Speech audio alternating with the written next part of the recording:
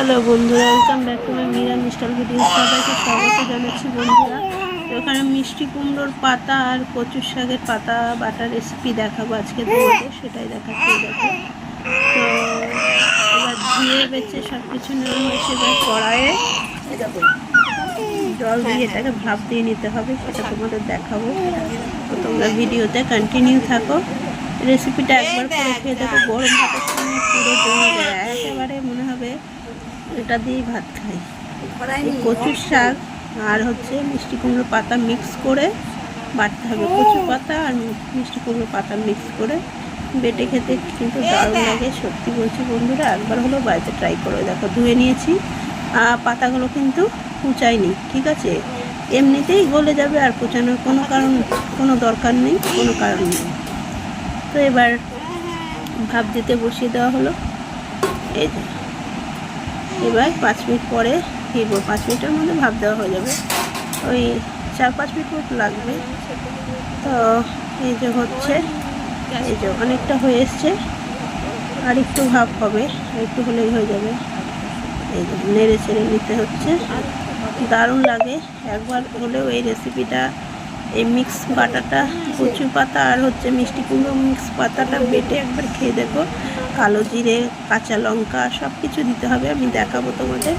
ভিডিওটা চোখ রাখো, খুব ভালো লাগে এই রেসিপিটা। খুব ভালো লেগেছে, তোমাদের কেমন লাগবে আমি জানি না, খেয়ে দেখো, খুব ভালো লাগে। এই হয়ে গেল। এইবারটা এই যে ভালো করে নেড়ে চেড়ে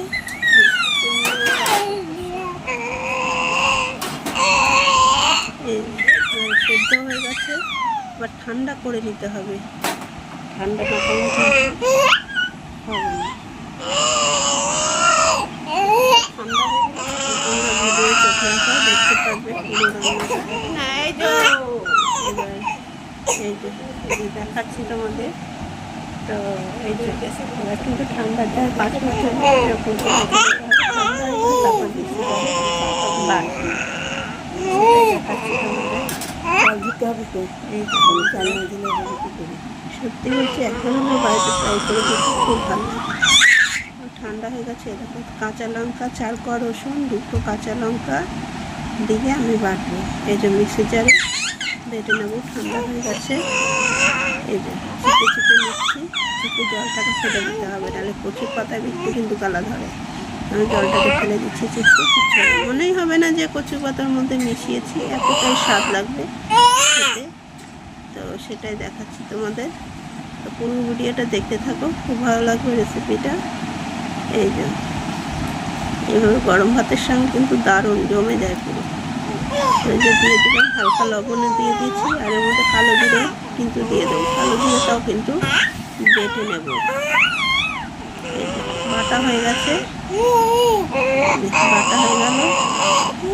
এবার এটাকে এই যে বার করে নিয়েছি।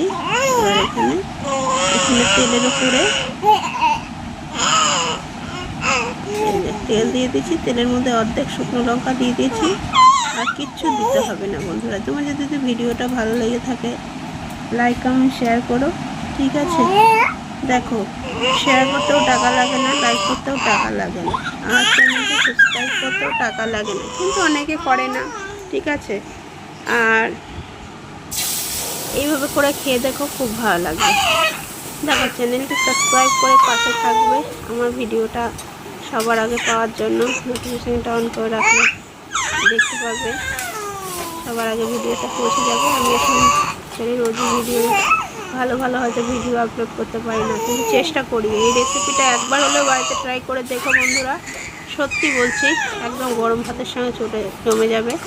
এটা কিন্তু বাচ্চারাও খাবে, আমি বেশি ঝাল দিইনি। আর একটু কিন্তু গলা ধরবে না, বুঝতেই পারবে না যে এর মধ্যে আমি কচু পাতা দিয়েছি, একদম বুঝতে পারবে না তোমরা কচু পাতা দিয়েছি, মানে খেলেও বুঝতে পারবে না, একটু গলা ধরেনি। আর খেতে কিন্তু গরম ভাতের সঙ্গে পুরো জমে গেছিলো। এ হয়ে গেল।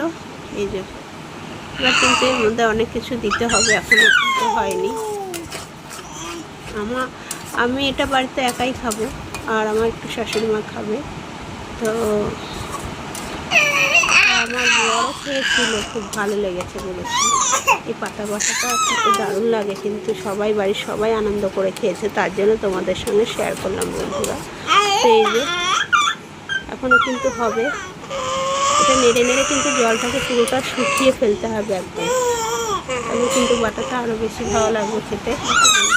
হয়ে গেল, এবার কিন্তু এর মধ্যে লবণ দিয়ে, এই হলুদ দিয়ে দেবো। লবণ কিন্তু আমি দিয়েছি আগে বাটার সঙ্গে, একটু মিষ্টি দিয়ে দিলাম। এবার ভালো করে নেড়ে চেড়ে নিতে হবে, এবার করে নেড়ে নেড়ে নিতে হবে। এ দেখো অনেকটা হয়ে এসছে, আর একটু হলেই কিন্তু হয়ে যাবে। অনেকটা কমে গেছে, আর অনেকটা হয়ে এসছে রেসিপিটা আমার। কেমন লাগলো অতি অবশ্যই জানিও। আর একটু হলেই কিন্তু হয়ে যাবে, আর একটু হলেই হয়ে যাবে। তো কমেন্ট করে জানিও তোমরা কেমন হয়েছে এই রেসিপিটা। পাত্রে ঢেলে নেব। একদম দেখো, একদম মানে জলটাকে পুরোটাই শুকিয়ে নিয়েছি, একদম শুকনো শুকনো করে ফেলেছি, তবে কিন্তু খেতে ভালো লাগবে গরম ভাতের সঙ্গে, পুরোটাই একেবারে জমে যাবে। সবাই কিন্তু বাড়ির সবাই কিন্তু এই রেসিপিটা আনন্দ করে খাবে। একবার হলেও ট্রাই করে দেখো, খুবই ভালো লাগে খেতে। দেখো যতটা আমি নাড়ছি ততটা কিন্তু আরও শুকিয়ে যাচ্ছে, খেতে কিন্তু ততটাই টেস্ট লাগবে বন্ধুরা। তো এবার কিন্তু নামিয়ে নেব, হয়ে গেছে। এবার নামানোর পালা, একটা পাতিতে নামিয়ে নিই। এই যে তো কেমন হয়েছে রেসিপিটা দেখো, কালারটাও খুব সুন্দর হচ্ছে, আর খেতেও কিন্তু দুর্দান্ত হয়েছিল, তার জন্য রেসিপিটা তোমাদের সঙ্গে শেয়ার করলাম। তো সত্যি বলছি, কেমন হয়েছে রেসিপিটা কমেন্ট করে অতি অবশ্যই জানিও, কিন্তু ভুলো না কমেন্ট করতে। Tata, bye bye.